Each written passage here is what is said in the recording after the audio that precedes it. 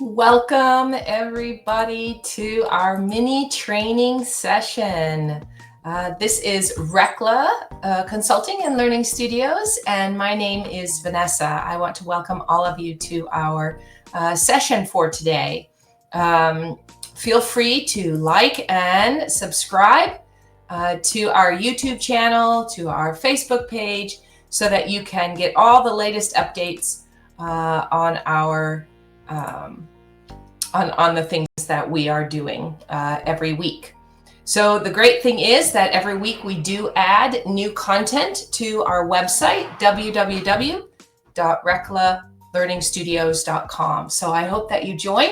We did, in fact, just open a community conversation section where you can ask questions, where you can talk to other teachers, leaders, and collaborate together. So I hope you join our community. So let's get started. Today's lesson is just a mini training lesson. It's not going to take long. And it's going to be transitioning from math worksheets to hands-on activities. And I'm just going to show you briefly how to do that. We're using Finnish-inspired strategies for global classrooms. So we can transform any math lesson, whether you're in kindergarten, whether you're in grade 12, we can transform any math lesson and make it practical and engaging using some Finnish strategies.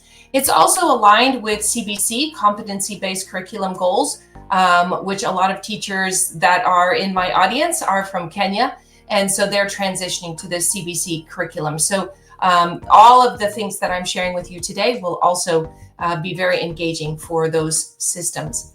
So let's discover how Finnish educators create meaningful mathematical experiences together without relying on endless worksheets. So our lesson today, I'll walk you through the lesson. We'll go through a rubric and something that you can use tomorrow. So let's dive right in. The first thing we're going to do is walk through a lesson, step-by-step guide to implementing a hands-on number comparison activity that engages all learners. So we're going to focus on that topic, but obviously you could adjust this pattern, this structure to any lesson. We are going to adapt everything that we're doing so that we can modify it for large groups if you have limited resources. And if you have a diverse group of learners. All of those things will be touched on in our lesson. We will create a student-friendly math rubric with clear criteria that for students to understand and teachers that can use efficiently. And we'll bring this all together, put it all together in a cohesive, competency-based learning experience. So here's your first question. What if you could teach math without a single worksheet, right? How is that even possible? And then if you're doing that, how can we meet the academic standards for our leaders, for our lesson plans, so that we are compliant with their expectations? So go ahead, drop a line in the comments, and let's get the conversation started globally. First off, we will create our lesson. So this will just be a sample lesson. I chose the topic, building mathematical thinking and comparing bigger to smaller. So just a very simple lesson. The first thing we're going to do is a warm-up. We always want to begin with our students with a warm-up. So we can start with a clap game. Very simple, 3 claps versus 5 claps. And we can talk to the students and ask them, what is more, right? And we can get them involved. So everybody, let's clap 3. Great. Let's clap 5. 1, 2, 3, 4, 5. Which one is more, right? So that's our warm-up, getting them involved. And the great thing about Finnish pedagogy is that you can do this as the teacher, but what's even better is to ask a student to come up front, or in small groups, you can divide them and you can have multiple leaders and they can do the clapping activity the way they want to do it. So it doesn't always have to be 3 and 5. It could be 2 and 6 or whatever they want to do. Then we're going to gather all the students to circle time or group discussion if you have older students. And we're going to talk about how do we know when one group is bigger than another. Students share strategies and build mathematical vocabulary. So in small groups or in one big classroom circle, you can do this activity. The third step in the math lesson is the main activity. This is the deep dive into the topic. So students draw 2 number cards and build groups with concrete objects to make comparisons visible. So very simple, not a lot of resources, and you can adjust those numbers and they can work together in pairs, or you can do it as a large group and they can be at their desk. After the deep dive has been practiced and they understand the concept, now you want to bring in the learning stations. The learning stations are where you're going to review what the topic is that you just covered. So this is where teachers will begin to do assessment.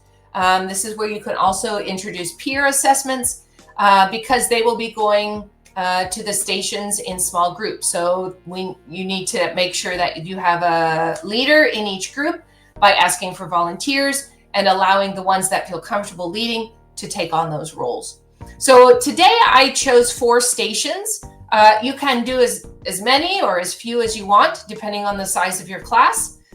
So station 1, we were going to build with blocks. So practicing number counting, how tall is the tower, right? Which one is bigger? So visual learning. Station 2 is going to be comparing. So we have a circle and a circle. We're going to put the greater than, less than sign in between the 2 circles and help the students to practice greater than and less than, or bigger and smaller. And they can put the number of beans or the number of stones or the number of leaves, whatever it is that you have for them to practice with.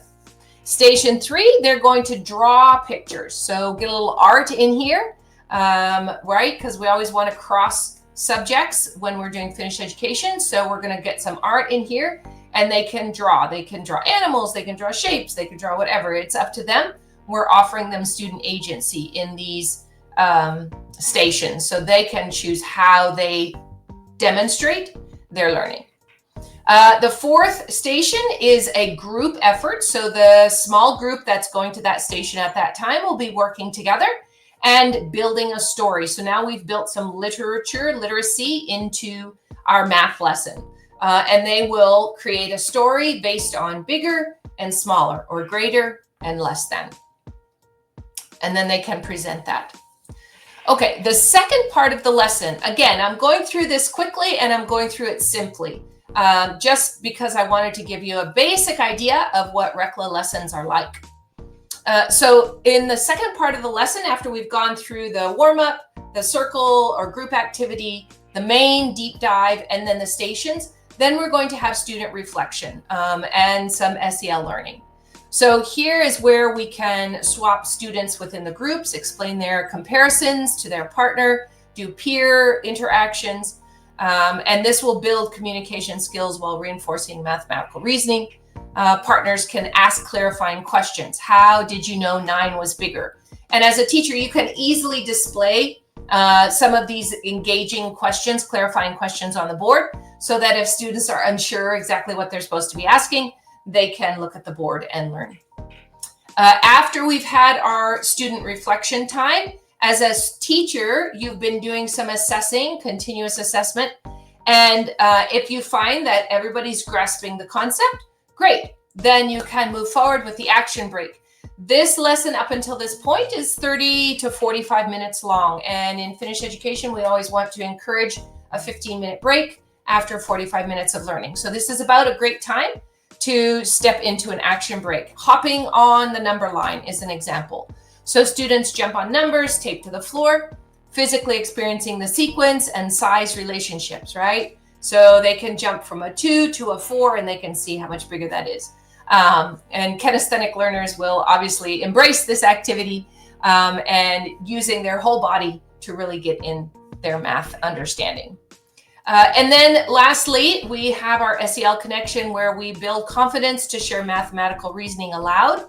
So it boosts their confidence. They have to defend their answers. They have to prove that they understand those kinds of things. So students are practicing active listening, the ones that are doing the peer evaluation, and respectful questioning.